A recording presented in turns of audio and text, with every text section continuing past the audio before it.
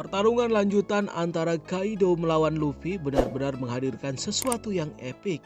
Bagaimana tidak, Luffy sebelumnya diperlihatkan tidak sadarkan diri setelah dihajar oleh Kaido dan bahkan dia pun jatuh ke laut. Beruntung kelompok bajak laut Hati berhasil menyelamatkannya dan setelah kembali sadar dan kekuatannya kembali pulih, kini dia kembali bertarung melawan Kaido.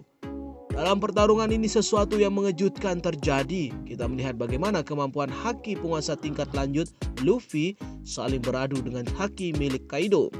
Dan hasilnya adalah langit pun terbelah akibat beradunya dua kekuatan haki dahsyat tersebut. Padahal mereka tidak saling bersentuhan.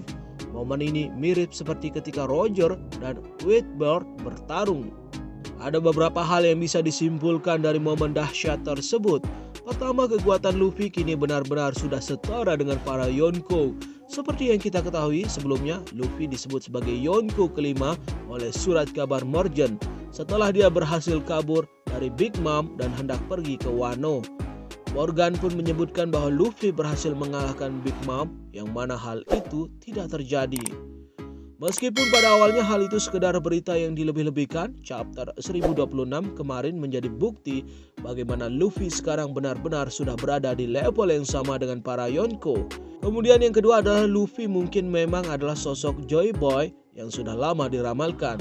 Pada chapter 1014 kemarin, setelah Kaido berhasil mengalahkan Luffy dan menjatuhkannya ke laut, Kaido sempat ragu bahwa Luffy adalah Joy Boy. Kaido tidak yakin bahwa Luffy adalah sosok Joy Boy yang ada dalam ramalan, mengingat Luffy dianggap lemah. Namun dengan Luffy yang sekarang sudah berhasil kembali bangkit, dan Luffy pun menjelaskan kepada Kaido bahwa selama dia masih bernafas, dia akan berusaha untuk mengalahkan Kaido. Kaido sendiri mungkin pada akhirnya yakin bahwa Luffy adalah sosok yang selama ini diramalkan.